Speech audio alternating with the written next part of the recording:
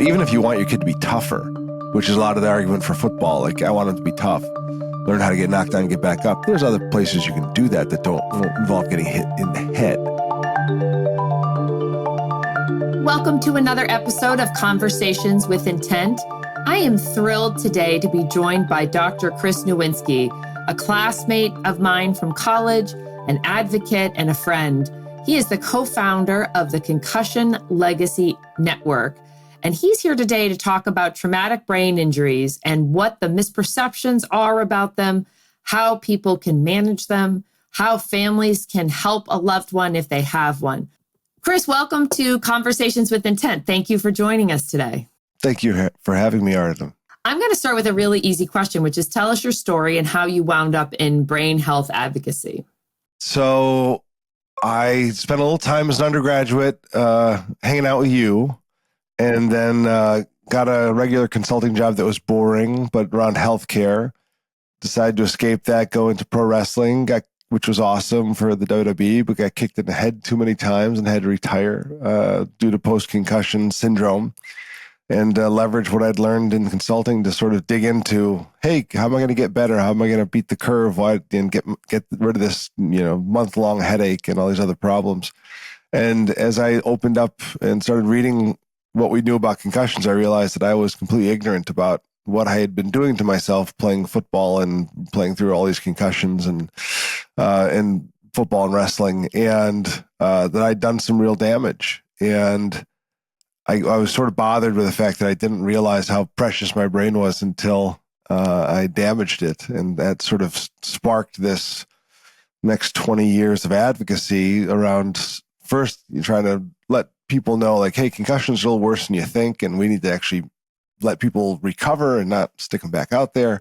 But also there's some real long-term effects driven, primarily CTE, which everyone now has heard of, that might be a big deal. And we need to start researching that. And so I've spent time researching that, and it's actually a much bigger deal than anyone wanted to believe. So we're going to spend most of the podcast talking about CTE and the impact on individuals and families, but I have to ask you a question about your story. Tell me about the jump from consulting to the WWE. How did you make it? What was it like to be a professional wrestler? I can be among, I would imagine, some of the few and proud Harvard alums who can brag that I actually sat with you. You were kind enough to donate tickets to the foster care kids that I was running a group home for at the time, and actually attended one of the matches. And it was one of the more unique experiences I've had in my life. So tell me a little bit about that part of your journey.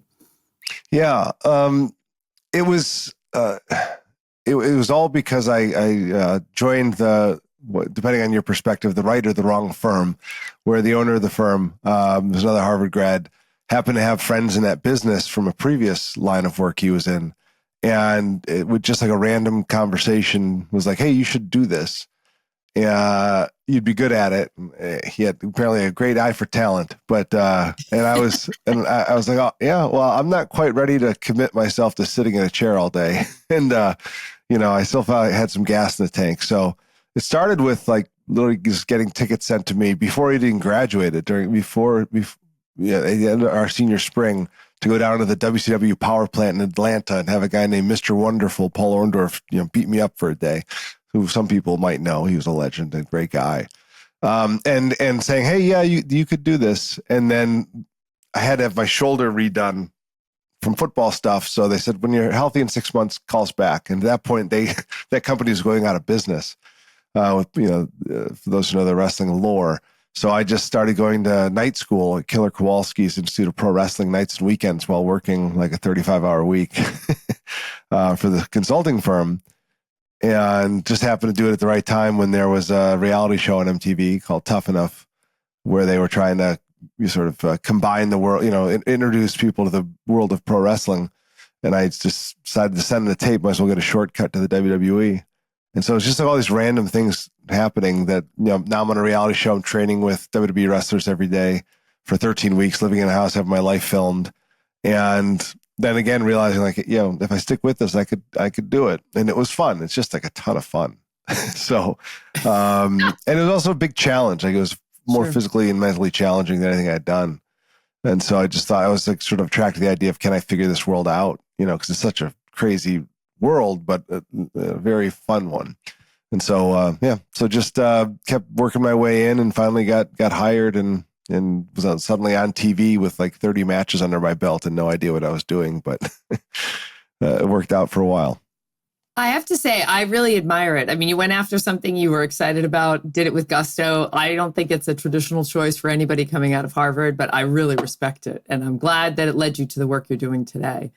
So talk to us a little bit about, the impact your own symptoms had and your own experience with concussions and how that has affected your career. Like, how are the two linked for you? So when I got hurt in this match at the Hartford Civic Center against the Dudleys, the acute thing was, I got kicked in the head and short-term memory was gone. Couldn't remember how we were supposed to finish the match. My head was throbbing like never before. And we just finished. And the problem was I didn't think it was a serious enough event to tell anyone about. And so I sort of covered it up to the athletic trainer and wrestled the next day, went through a table, and I kept sort of underplaying what I was going through and kept wrestling until it got really bad. And so it was 5 weeks later that I finally had like my last match, went to bed and had developed over that night for the first time REM behavior disorder, where part of my brain that sort of paralyzes your limbs when you are dreaming so you don't act out your dreams broke. And I jumped off a bed through a nightstand, and that sort of scared me straight. And I told him what was going on. And the problem is that still lingers with me. So essentially, acutely, I had chronic headaches, which are incredibly debilitating. I had, cognitive fog, short-term memory, sort of, hard to know if I had like sort of brain-derived depression or pain-derived depression or, losing my job-derived depression, but, pretty miserable. And just was not the same person anymore. Along with no longer being able to sleep like a normal person, having to be heavily sedated every night to sleep. And so that was sort of, my experience was, I broke my brain for years.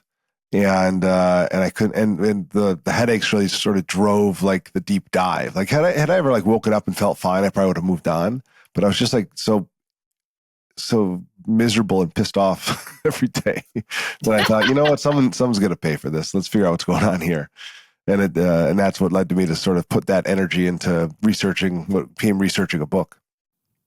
What do those symptoms stick with you today? And what's the solution for the REM? I can't pronounce it, but the disruptive sleep. Like, Is it literally like you continue to have to be on that medication, or no? Well, I mean, the problem is the medication I was on, like you couldn't be on long term, or else it would cause other problems. So, it just sort of slowly dissipated over time. But although it's still, I still wake up thinking I'm choking to death all the time, and I can't differentiate reality from sleep for a couple minutes, which is awesome. I'm sorry. I mean, that's a lot to manage. It's relative to what other people go through, it's fine. But it's basically the key for me was like, like time. You luckily with like mild brain injuries, like your brain does recover and rewire and compensate. It just might take longer than you want. Luckily, we do rehab now. It wasn't a big rehab time 20 years ago, so I wasn't really doing much. But the brain went back to getting sharper. After about 10 years, I was able to sort of control the headaches. And the sleep, slowly got better, but it's never been great. But it was enough to sort of get me back to where I feel like I'm fine. I'm happy where I am. I'm not going to complain. And the question is, we tell everybody we work with, like, you'll get better from a concussion. You might be one doctor away. It might take more time, but you'll get better, and you'll get to a place where you're happy. 99.9% of the time. But then the question is, depending on how you got all those brain injuries, you might have other problems down the road because you might have sparked a generation that is going to come now and come get you. And so that's where my focus is shifting in a big way, because I think we solved a lot of the concussion issues. Everyone gets it now. It's hard to get mistreated for concussions now, but we're not even scratching the surface on, well, what does it mean if you get hit in the head 10,000 times while you're growing up? I guess that's my question. So I have two, and I'll ask the first one. And I don't know why I'm so compelled to ask this, but I guess my question to you is, if you had known that your one opportunity was to go back into consulting, and that's what you had to do after your departure from the WWE. Was that feasible? What would that have looked like? Because I'm thinking about people who played football in college and had concussions. Like, is it feasible? Some people, or they play hockey, recreationally after work and something happens. Is it feasible to go back to a time or a job where you're more office bound, where you have sort of, it's a more regulated position where you don't have as many options in terms of flexibility? Yeah, it entirely depends on, the person's personal situation and tolerances. Because every brain injury is a little different, right? Because your everyone's brain's a little different. So, it was true for that for me, like a standard 9 to 5, like you have to be certain places at certain times, and performing was impossible. Like there would be just days where I'd just like give up on working and then just make up the time. And so what I did go back and consult part-time, but they were very flexible with what I did, and very few time sensitive projects. And so, yeah, it is true. And we've done that with our own team at CLF. And there, people come to us because they care about concussions. They might have had some, and sometimes they get them while they're here, and it causes problems. And we, one of the things we try to do is very flexible with their symptom load at the time. And if they need to take time away, they can. Because some people do need that, and it depends on your situation. But certainly a lot of people we advise, it is like, hopefully your job is sensitive to the fact that you might need more flexibility now, and it'll come back, because the world doesn't always see things that way, and so it can be hard. Of course. So that leads me to my question that I'm dreading asking because I'm a science dummy. But explain actually what is happening with your brain on a biological level when there is a concussion. And then explain when you talk about brain rehab that we didn't do, but we are now doing, what does that actually look like? Yeah. So the thing about concussions is two types of injuries. One is what they call the neurometabolic cascade of concussions. So basically a bunch of changes to how your neurons are firing, or how they're working, that come in the seconds and minutes and then days after an injury. So just imagine like your brain almost goes to like a giant seizure where sodium and potassium channels are opened, and everything goes to the wrong place. And then now your cells can't fire normally, and calcium's in there affecting your mitochondria, and you can't produce energy, and you just can't meet the moment. And so that's where you get like acute brain dysfunctions. Those have been hit sort of know like, oh, suddenly I can't balance for a minute, or I can't remember for a minute, or whatever it is. And that's your brain sort of getting right. But at that time, it can't function. That stuff does get better over time. And, there's theories as to your brain can become sensitized to that with too many times. And so it might happen easier, but it's not well understood, other than you mostly almost completely recover, but there might be some longer term changes to your neurochemistry. And then the other part of concussion, though, is the physical changes, right? So you might stretch an axon and tear it. You might, I imagine, separate, the trillions of connections that are throughout your brain that create your brain networks. Like those, you got to imagine they're not all staying connected. And so your brain might have to physically recover or reroute to sort of make those same connections again. And the more physical damage that comes with the brain injury, the more likely you are to have longer recoveries. We can now pick some of that up through blood tests, so you can actually pick up brain proteins in the blood.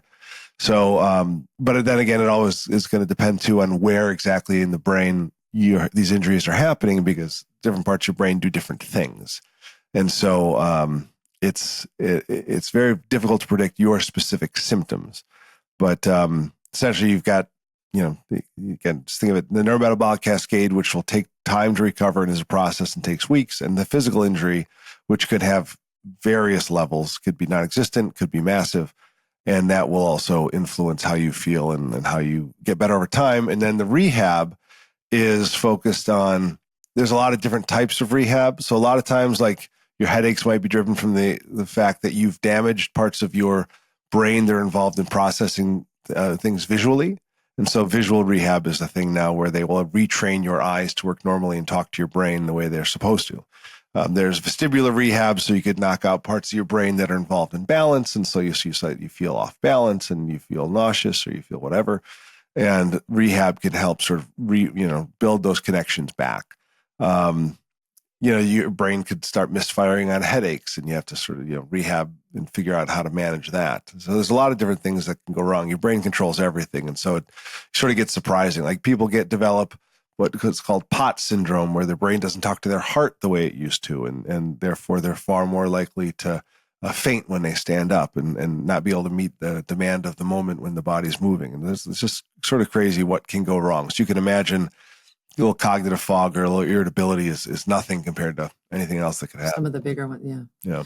I guess I would imagine that your hesitancy to come forward and explain your symptoms is common. Is that correct? Like that people kind of hide what's happening to them for fear that they're going to be taken off the field or told they can't wrestle or whatever the combination. And yeah, you have to be trained. Like, because the problem is you don't have nociceptive pain nerves in your brain. And so you can't feel your brain getting damaged. And so then we have to interpret these very sort of benign, like, oh, my head hurts a little bit. Oh, I feel a little woozy. Like, interpret that as, oh my God, I've injured the most important organ in my brain, in my body, and I can't get hit again. Because our experience as athletes is you could play through 99% of that. And so there's a real training problem. So first it's being trained. And then it's, if you're aware of what's going on, then that people are making that calculus of, I spent the last 10 years trying to get to this, be a starter on this team. And if I let them know how I feel, I may never see the field again. And I'm willing to trade the risk of death for that position. And that's also another problem. So yes, it was very clear that, far more than half of concussions are never diagnosed or reported. And I don't know if that's how we ever change that. Is early intervention effective? Like if you would come forward sooner, would there have been a different outcome? Is that for people with more extreme situations? Does it make a difference like other disease states, or is that not really an influential factor? No, for concussion, studies are pretty consistent. The faster you get off the field and the faster you start getting medical care, the faster you recover. But it's on the order of magnitude of 1 week instead of 10 days or 2 weeks. So it's not night and day. It's not 1-to-1. But you definitely want to stop. It's sort of like if you broke your leg, do you finish the game or not? Like if you finish the game, it'll be much worse. And it's sort of what's happening with the concussion. Talk about what people's misperceptions are around CTE and concussions.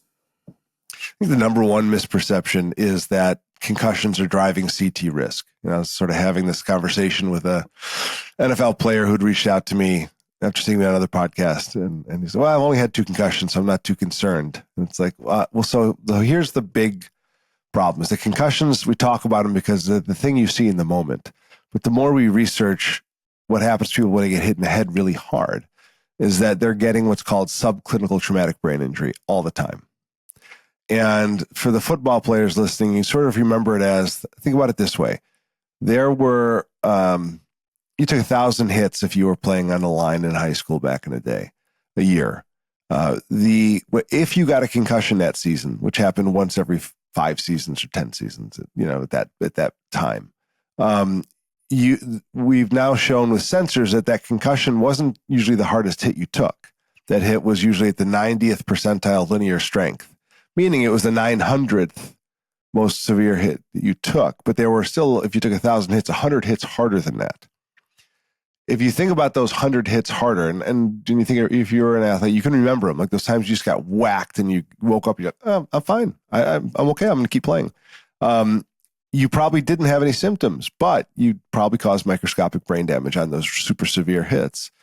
And that adds up over time. And so what we're learning is that I think like 15-20% of our people with CTE never had a diagnosed concussion, meaning they were never knocked out. Anything obvious. They probably had symptomatic events, but the symptomatic events do not predict brain damage as well as we would like to.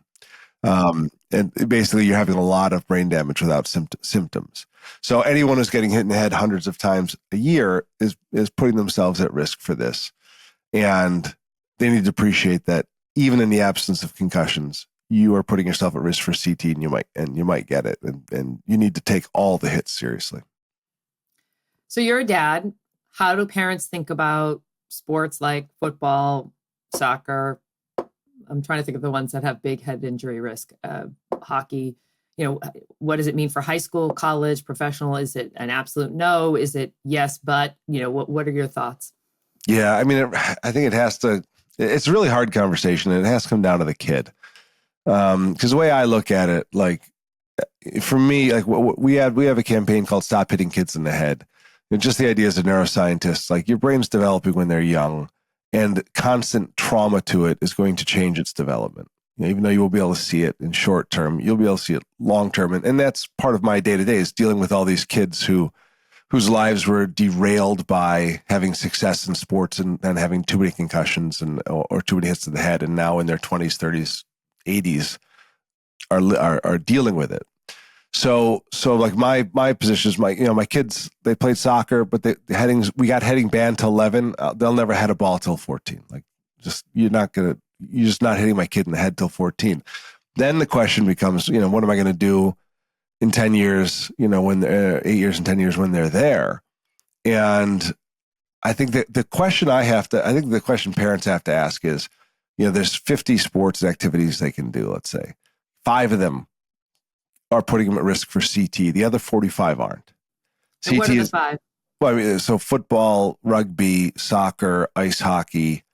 We've seen some sporadic wrestling or amateur or lacrosse, or after that, it becomes a little less obvious where the risk is. I mean, not boxing or MMA and those obvious ones.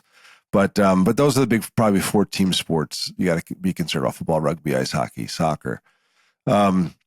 The question I'll have to ask is, are the benefits, can I say there's more benefits to that sport than the other sports that don't cause CTE? I mean, I think objectively the answer is probably almost no.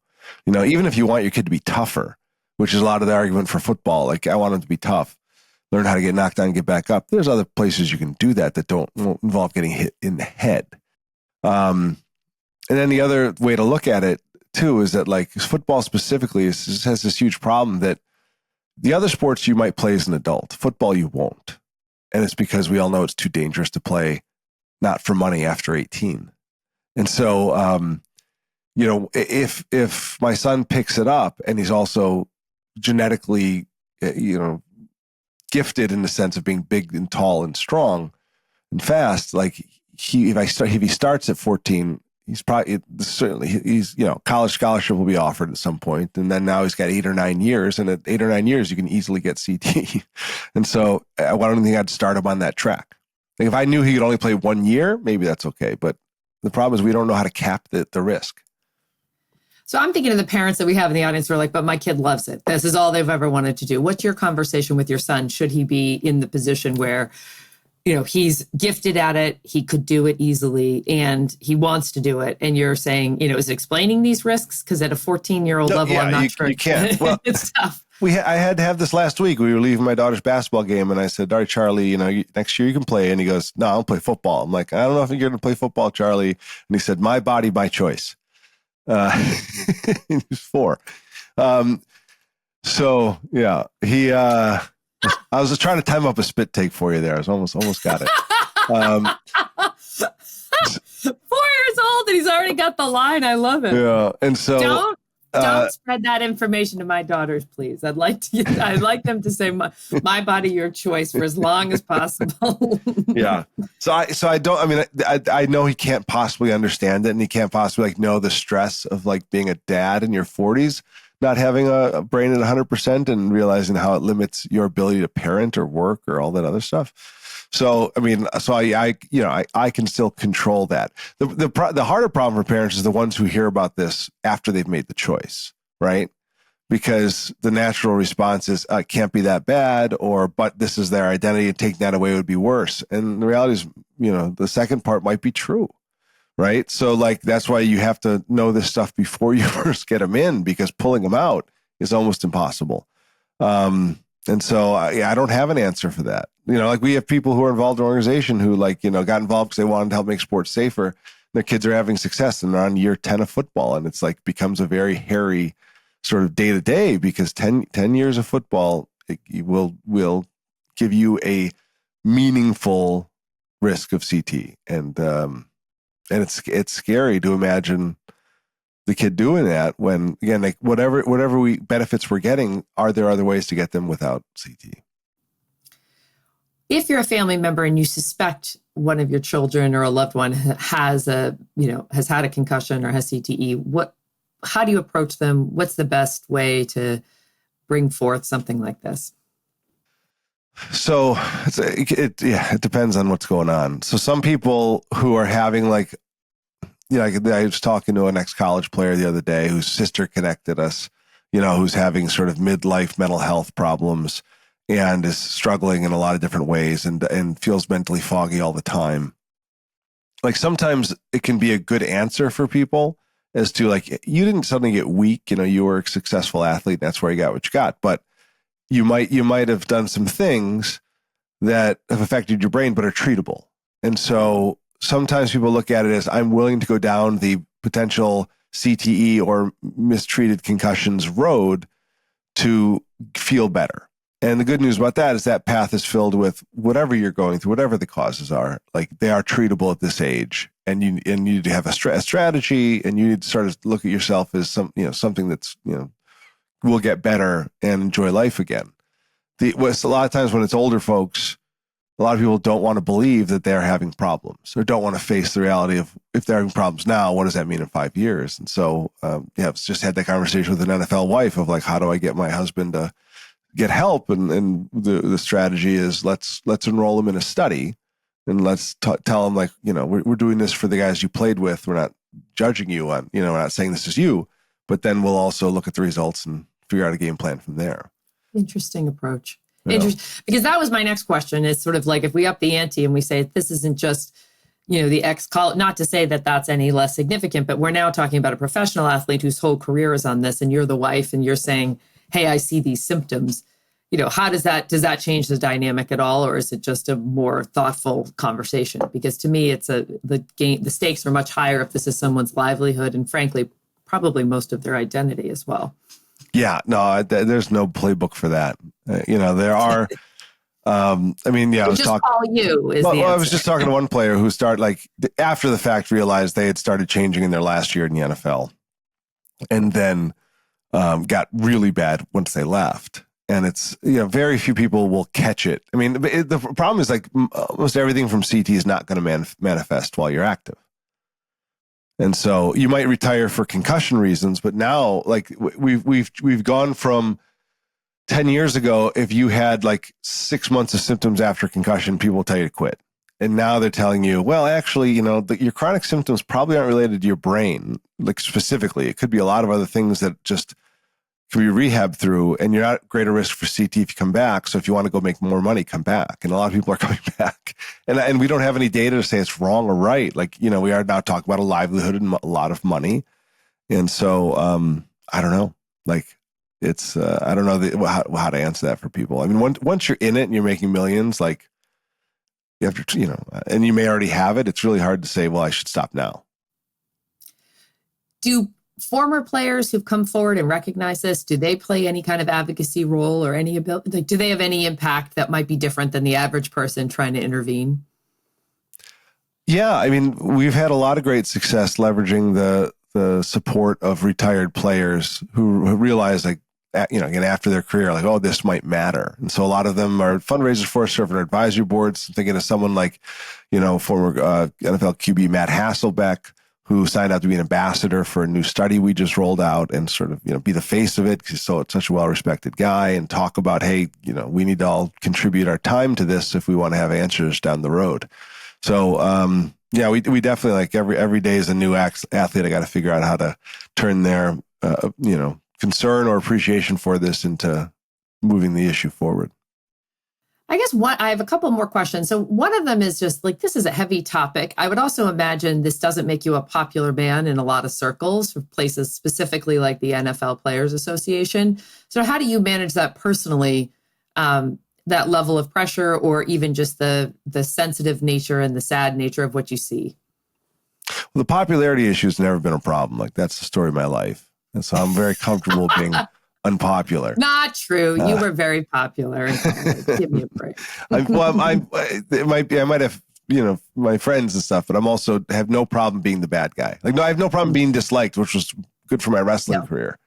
Like, that's true. You were actually very much disliked. Yeah, I was a professional at being disliked, and so it was not new to me that people wanted to blow me off. And frankly, being on a reality television show, helped me appreciate like the blurred lines. Like no one really knows who I am or what I'm about. And so I'm very much playing a role in many of those situations as the bad guy, bringing up the uncomfortable part. And I have no problem doing that. So that part's fine. The depressing nature of these stories is, sometimes it could be shocking. So I'll just like share stories with people like, yeah, you wouldn't believe, like for example, I'm chased down the brain donor of a multiple murder suicide recently, where I had to like just cold call the state police, and then suddenly they're like, oh yeah, we were actually talking about this guy, it was like a known football player, like and years of mental health issues and killed his family, and it's like we were thinking about maybe CTE. Really glad you called. And it was just like just like hearing all the specifics and all the stories, like no one should have to know about that stuff when it happens, because it's a nightmare. Like we just like I'm actually quite shocked at how many murderers we have who are great men, great football players who became murderers, even to like their family members or to strangers. We have all the stories. Like it's bizarre, but whatever. It does not get me down too much on a day-to-day basis. And so I'm lucky that way. I think I have enough frontal lobe damage that I'm blunted to a lot of the emotional sadness of all this. And so just at the right place. Interesting. What about emerging technologies? Are there things in that field or other areas of research that give you hope about the future of CTE and concussion research? Yeah, I mean, if you're going to identify a sort of a new disease process and problem, this is the time to do it, right? Like I was just reading an article before this about how they've sort of in 2019 they used the new best ever electron microscopes to figure out the actual misfolded CTE protein and what that means in terms of how we might treat it. So there's been scientific advances are moving as fast as ever, and so we know that we're not far away from having biomarkers, from being able to have sensitive assays to pick up abnormal proteins in the bloodstream in living people. Like we're on the cusp of that. We have studies on that.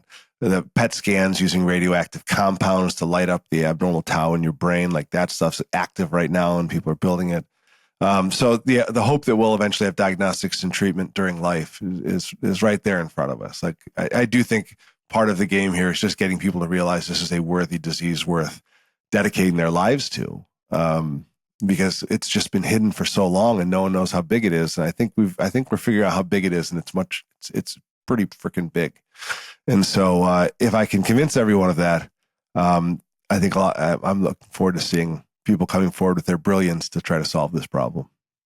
Thank you to Chris for joining us on another episode of Conversations with Intent. Please rate us on your favorite podcast platform of choice. We're on Apple Podcasts, Spotify, and YouTube. If you have an idea about a podcast guest, a topic, or any other feedback, please email conversations@intentclinical.com, and we'll see you on our next episode.